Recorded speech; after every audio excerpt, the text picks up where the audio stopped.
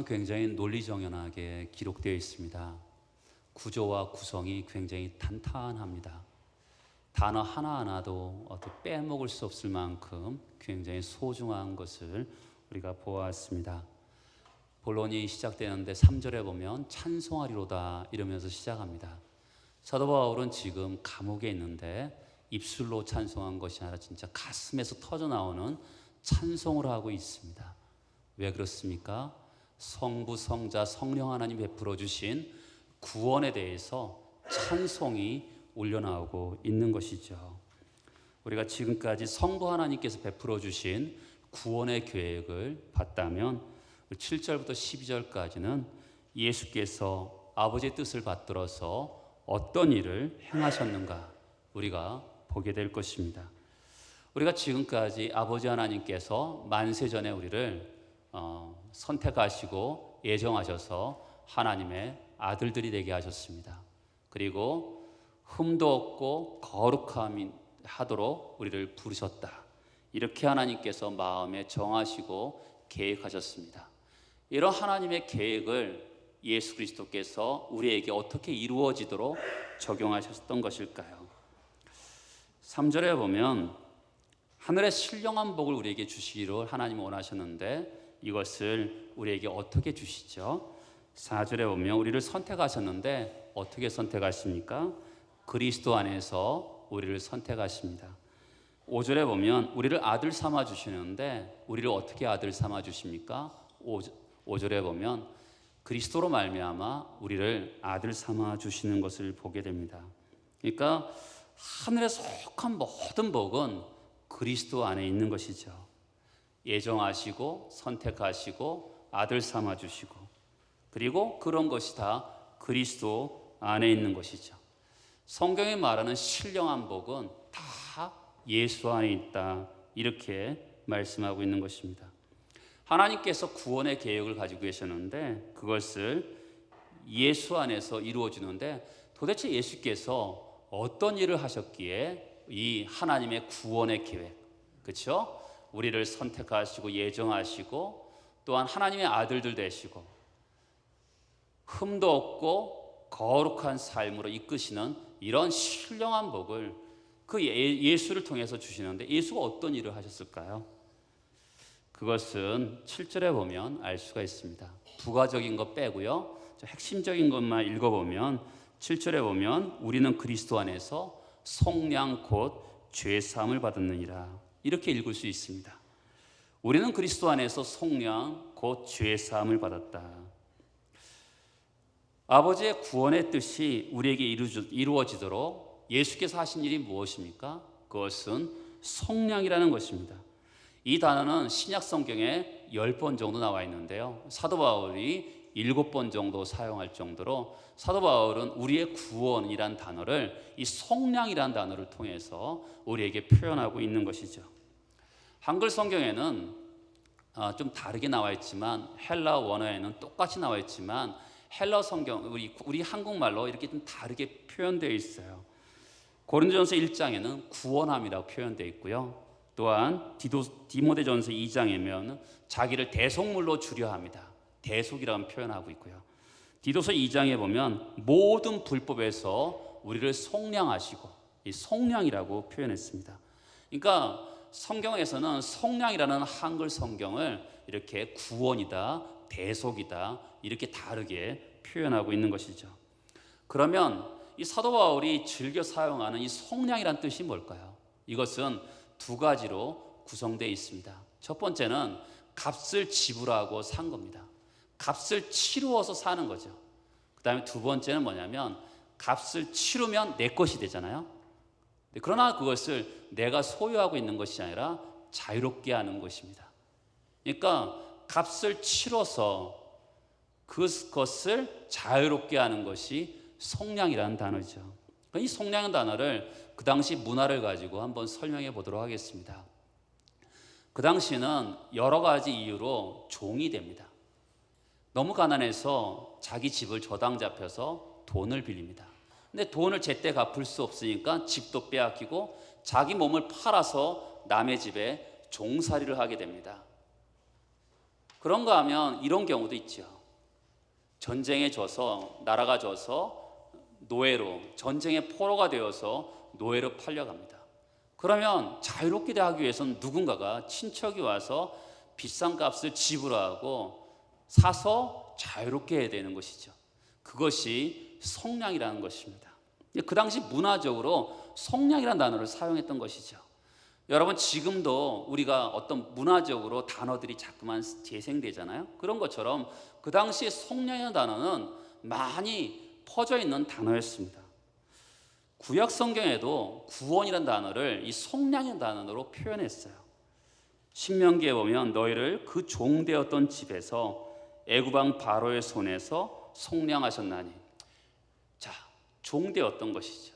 그렇죠? 그런데 하나님께서 어린 양의 피로, 그렇죠? 자원문설주와 문인방에 어린 양의 피를 발랐더니 죽음의 사자가 이스라엘의 집을 피해갑니다. 그렇죠?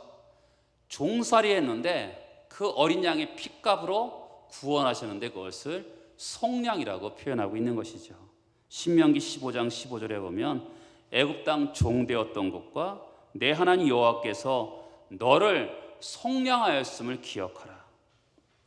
애굽에서 데려온 사건을, 구원한 사건을 속량이라고, 값을 지불하고 사서 자유롭게 했다고 표현하고 있는 것이죠.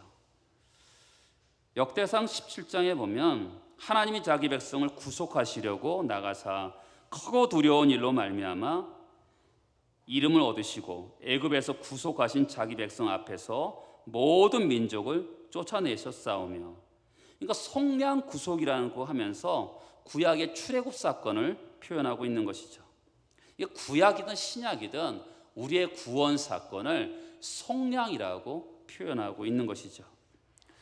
그러면 예수께서 우리를 속량하셨다. 그러면 이 속량이란 건 뭘까요? 여러분, 그러기 위해서는, 우리가 알기 위해서는 인간이란 어떤 존재인가를 알아야 돼요. 여러분, 다시 한번 말씀드리는데 속량은 종되었던 자리에서 값을 지불하고 사서 자유롭게 하는 거 아니겠습니까? 그러면 뭘 전제로 하는 것이죠? 인간이 종의 상태에 있다는 것을 전제로 하는 것입니다. 내가 이렇게 자유롭게 살고 있는데 내가 왜 종이야? 이렇게 반문할 수 있지만 우리가 믿고 있는 성경은 우리가 종되었다고 얘기합니다. 에베소 2장에 보면 허물과 죄로 죽었다라고 얘기하고 있습니다. 죄의 종이 되어서 죄로 말미암아 오는 결과인 사망에 이르게 되었다, 이렇게 표현하고 있는 것이죠. 그러니까 세상이 말하는 철학이라든지 인문학에서 말하는 인간론하고 다르죠. 성경이 말하는 인간은 죄의 종이었다라고 얘기하는 것입니다. 죄의 종이고 죄로 말미암아 죽었던 존재인데 어떻게 해요? 내가 스스로 자유롭게 될 수 있다면 속량이 필요 없는 것이죠. 그런데 인간은 죄의 종에서, 죄로 말미암는 사망의 종에서 자기 스스로 자유롭게 할 수 없는 존재입니다. 그래서 바깥에서 예수께서 이 땅에 오셔서 인간의 몸을 입고 오시고 십자가에서 죽으심을 통해서 우리의 값을 치르고 우리를 자유롭게 하셨다.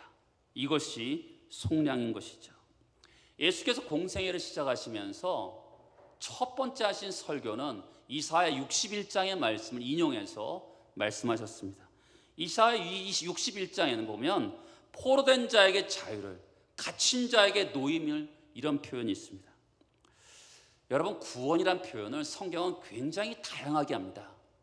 근데 은혜의 해가 우리에게 적용이 되는데 은혜의 해에 일어나는 일이 뭐냐면 바로 포로된 자에게 자유를, 갇힌 자에게 노임이 있다는 것입니다. 그때 예수께서 이것이 너에게 응하게 되었다, 이렇게 설교하신 것이죠. 우리가 예수를 바르게 믿고 그 안에 들어가면 우리 안에 어떤 일이 있습니까? 자유함이 있습니다. 죄에서 자유함이 있고 죄로 말미암아 오는 사망으로부터의 자유함이 있다고 이야기하고 있는 것이죠. 왜요? 예수께서 값을 지불했기 때문에 우리가 진정한 자유가 되었다고 성경은 말씀하고 있습니다. 그래서 우리는 더 이상 죄의 종이 아닌 것이죠. 목사님, 저는 지금 죄를 짓고 있는데요, 그럼에도 불구하고 지금은 예수 안에 들어왔다 그러면, 예수를 믿어서 자유함을 얻었다면 여러분들은 더 이상 죄의 종이 아닌 것을 성경은 말하고 있는 것입니다. 주님의 종이죠. 진리가 너희를 자유롭게 하리라, 이렇게 말씀하셨잖아요. 우리는 더 이상 죄의 종의 자리에 머물러 있지 않고 자유롭게 됩니다. 왜 그렇지요? 예수께서 우리의 죄의 값을 치르시면서 우리를 자유롭게 하셨기 때문에 그렇습니다. 이것을 뭐라고요? 속량이라는 단어를 가지고 표현하고 있는 것이죠. 그러면 예수께서 값을 지불했는데 무슨 값을 지불하셨을까요? 7절 다시 보면 그의 은혜의 풍성함을 따라 그의 피로 말미암아 속량 곧 죄 사함을 받았느니라. 어떤 값을 지불하셨습니까? 그의 피로 말미암아 피값을 지불하시면서 우리를 속량하셨다. 죄의 종에서, 사망의 종에서, 세상의 종에서, 나의 종에서 진정으로 자유롭게 하셨다고 이야기하고 있는 것이죠. 그의 피. 서구의 자유주의 신학자들은 성경에 나오는 피를 싫어합니다. 기독교는 피의 종교냐 하면서 굉장히 피를 싫어합니다. 그러나 여러분, 창세기서부터 요한계시로 이르기까지 성경은 피가 흐르고 있습니다. 신약을 읽어보세요. 피가 지배합니다. 피를 싫어하면요, 예수를 사랑할 수 없습니다. 피를 싫어하면 기독교를 믿을 수가 없는 것이죠. 피 흘림이 없으면 죄사함이 없는 것이죠.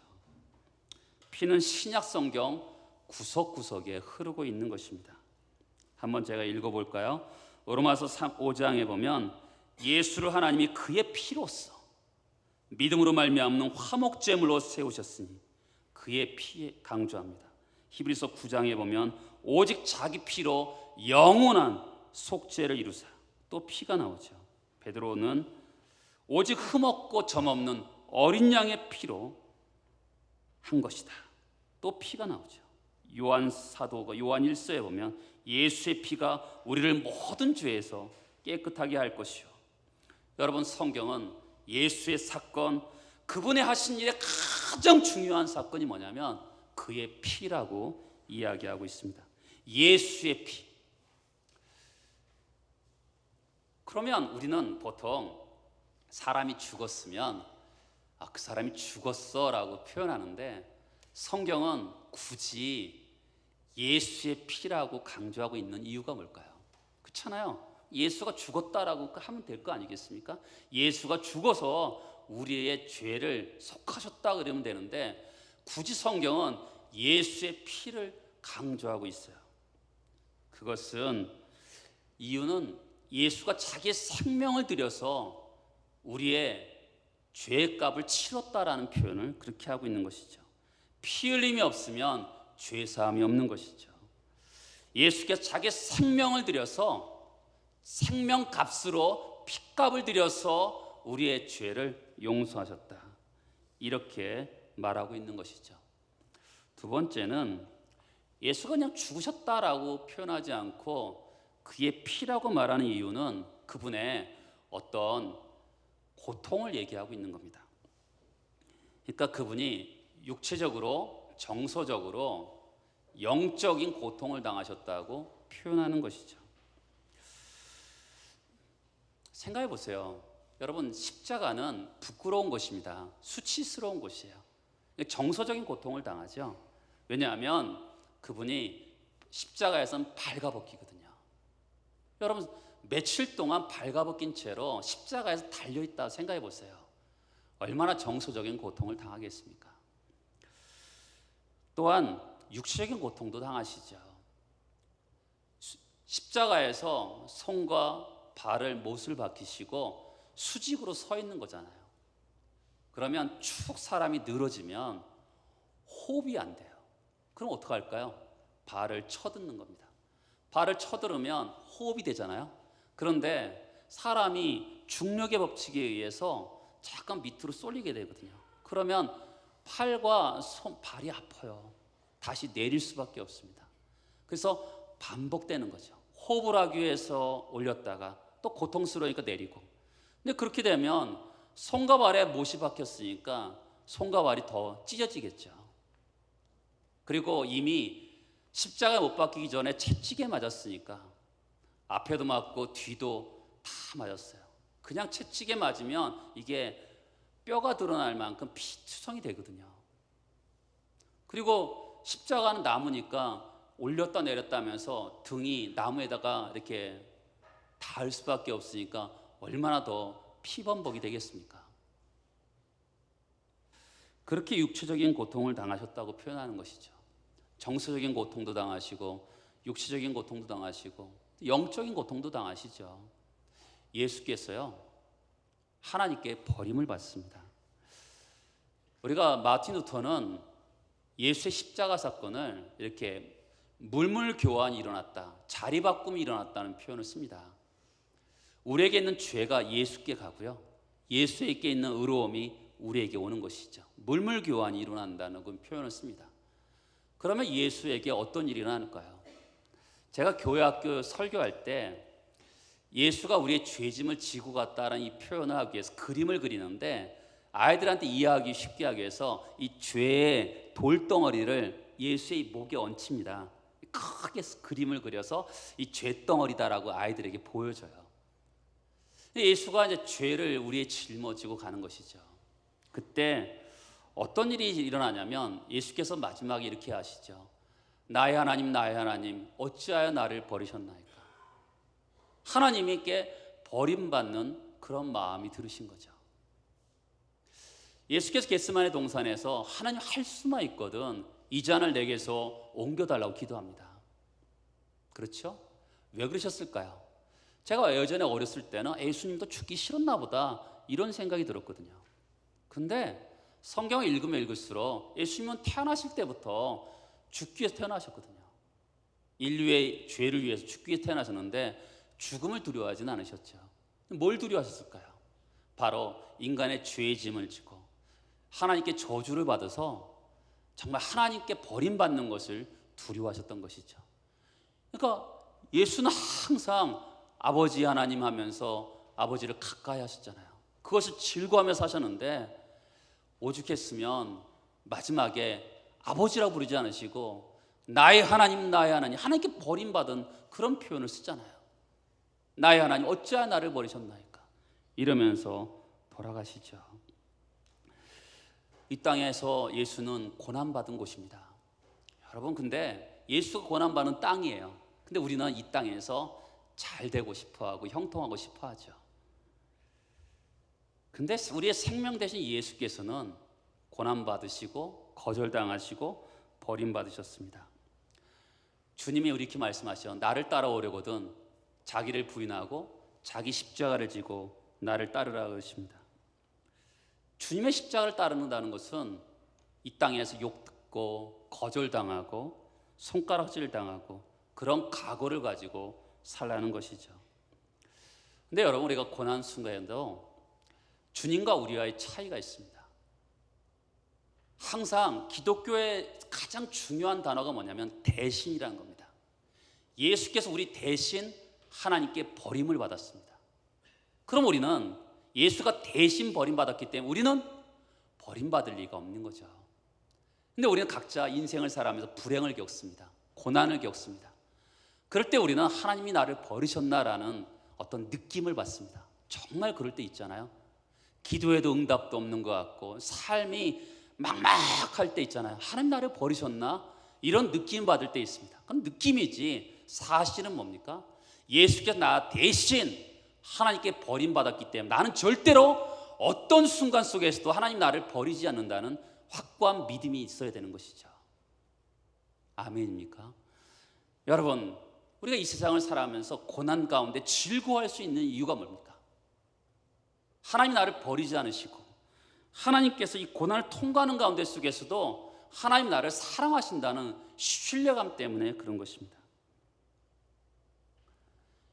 아무리 어려운 가운데 속에서 아버지 이렇게 부르면서 그분 앞에 나아가는 것이죠. 오늘 이 땅에 고난을 받기를 두려워할 필요는 없습니다. 예수의 고난에 동참해야 되는 것이죠. 사도 바울은 주님의 흔적을 내 몸에 가졌다라고 얘기합니다. 여러분, 우리가 신앙생활하면서 예수의 생명을 언제 경험합니까?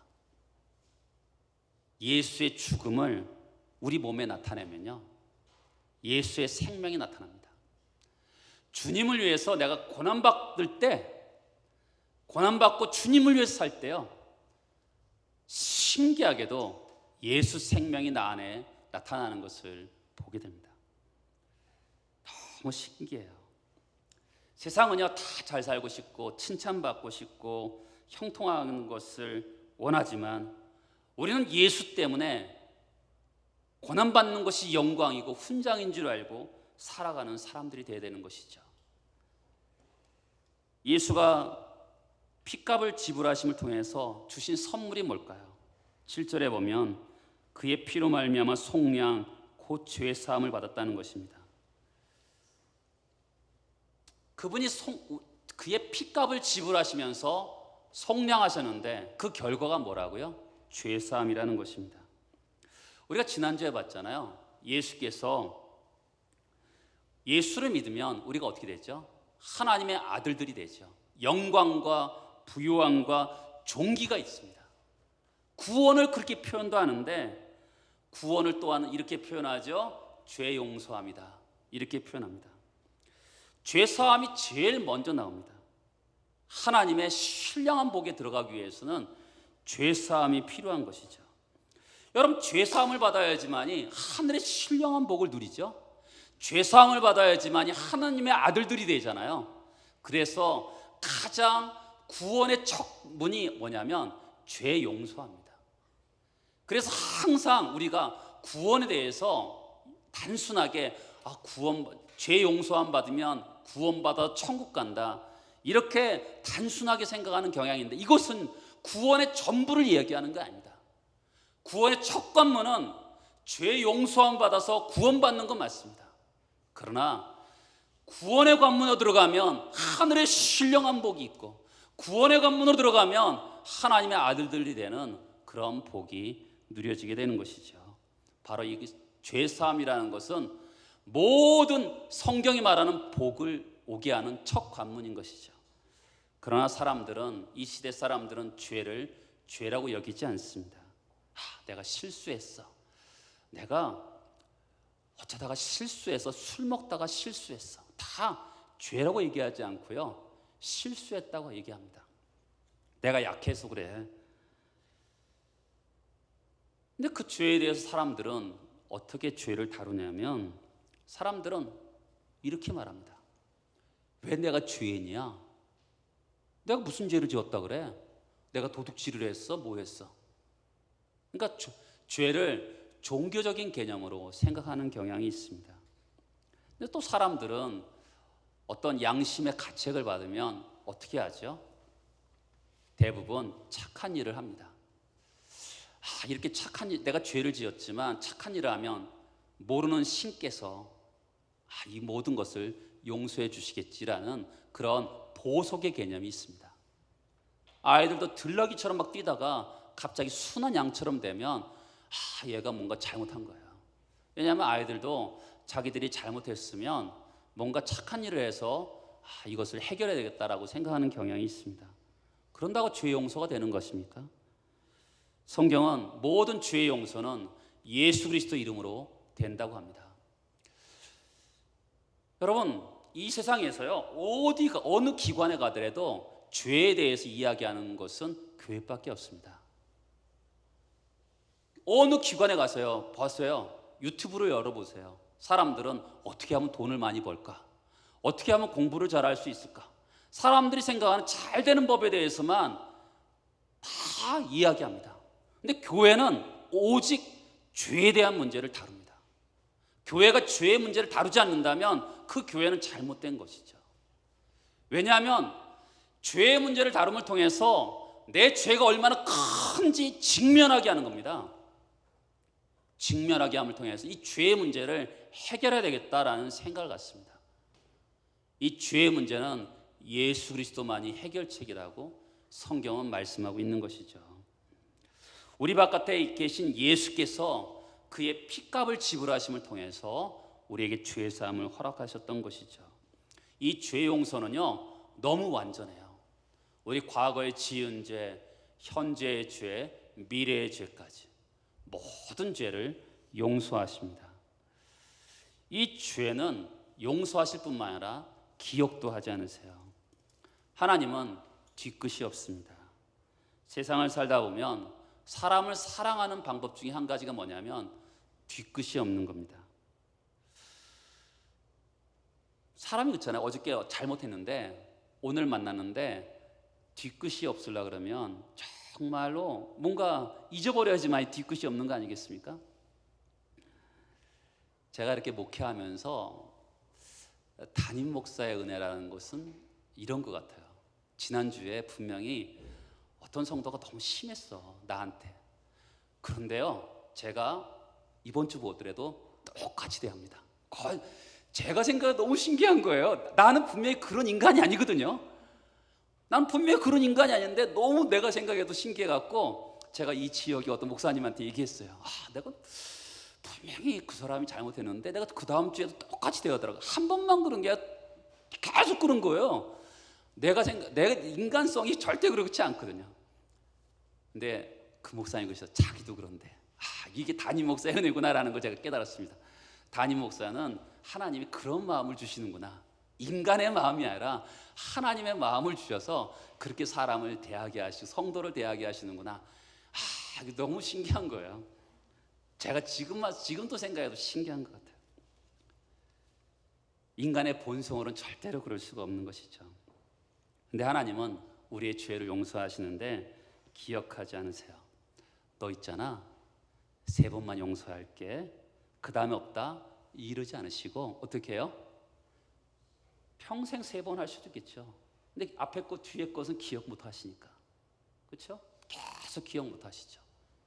성경에 보면 죄의 책이 나오지만 우리가 하나님 앞에 자백한 것은 기억하지도 않으시는 없는 거죠. 그러니까 우리가 천국에 가면 우리가 죄를 자백한 것은 죄의 책이 없는 거죠. 그렇죠? 왜냐하면 기억도 하지 않으시니까. 동이 서에서 먼 것 같이 동쪽과 서쪽은 절대로 만날 수가 없어요. 그런 것처럼 우리의 죄는 하나님께서 기억하지 않으신다고 합니다. 근데 죄의 용서는 누구의 것일까요?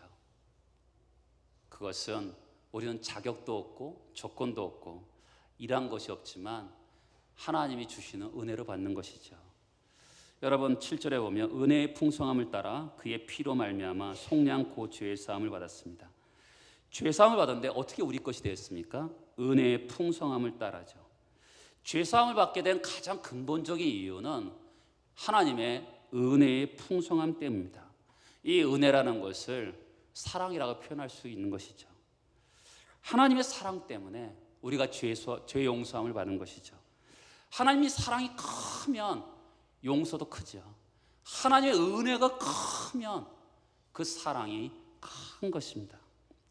세상에서는 사랑이라고 하지만 전부 거래입니다. 네가 내 자식이니까 사랑하고 네가 나한테 잘해주니까 사랑하고 전부 세상이 말하는 사랑은 거래입니다. 말은 사랑인데 실제로는 거래죠. 조건이 맞기 때문에 사랑하는 것입니다. 그런데 하나님의 사랑은 거래가 아닙니다. 하나님이 은혜 베풀면서 네가 은혜 갚겠지 이러면서 은혜를 베풀지 않습니다. 내가 사랑을 주면 나를 알아주겠지 그런 거래가 아닙니다. 하나님의 사랑은 무조건적인 것입니다. 여러분 우리가 성도답게 산다는 게 뭘까요? 그것은 은혜를 아는 것입니다. 세상이 지배하는 것은 거래입니다. 말 잘 들으면 떡 하나 주고 말 안 들어? 앞으로 이렇게 해줄 거야? 협박하고 그런 것이 세상이잖아요. 그런데 우리가 은혜를 경험하면 다른 눈이 열리는 것이죠. 저는 우리 교회와 모든 가정들이 은혜가 지배하는 그런 세상이 되길 소망합니다. 성경에 보면 은혜가 통치하는 새로운 시대가 왔다고 얘기하잖아요. 가정에서 남편이 이렇게 해주면 나는 이렇게 대하고 다 조건적으로 대하잖아요. 그것은 뭡니까? 세상적인 질서죠. 근데 하나님의 질서는 어떠죠? 은혜가 통치하는 질서잖아요. 상대방이 어떻게 하든 은혜라는 것은 상대방의 조건과 자격에 상관없어요. 무조건적인 은혜를 베푸는 거죠. 교회도 마찬가지죠. 교회가 좋은 교회가 어떤 좋은 교회일까요? 맨파워가 있는 교회? 이 세상에서 정말 조건과 자격이 있고 수많은 사람들이 모인 교회가 좋은 교회일까요? 그렇지 않습니다. 성경적인 교회는 은혜가 넘치는 교회입니다. 사람들이 어떻게 해든지 내가 그 사람을 은혜로 대하는 것이죠. 그러면 사람들이 봤을 때 세상과 다른 거 아니겠습니까? 그렇죠? 세상과 다른 거잖아요. 세상은 이렇게 조건이 행하지만 이렇게 행하는데 아무런 조건과 자격이 없어도 무조건 베풀어주는 은혜. 여러분 그런 교회를 다니고 싶지 않겠습니까? 가장 좋은 교회는 은혜가 지배하는 교회인 것이죠. 사랑과 은혜는 약한 게 아니에요. 우리가 질그릇 조각 같고 형편없는 우리의 삶에 풍성한 은혜가 주어지면 넉넉함이 나와서 이렇게 되는 거죠. 오른밤을 때리면 왼밤을 돌려대는 거죠. 여러분 조건과 거래라면 오른밤 때리면 나도 2대 때려야 되잖아요. 그런데 그 말이 뭡니까? 오른밤을 때리면 왼밤을 돌려야 되는 것은 은혜가 통치하는 세상을 만들라는 것이죠. 원수를 미워하지 말고 원수를 사랑하라는 것은 은혜가 통치하는 세상을 만들라고 이야기하는 것이죠. 주님께서 우리에게 먼저 은혜를 베푸셨잖아요. 먼저 사랑을 베푸셨습니다. 여러분 우리가 용서받고 구원받은 것은 그분의 은혜 때문입니다.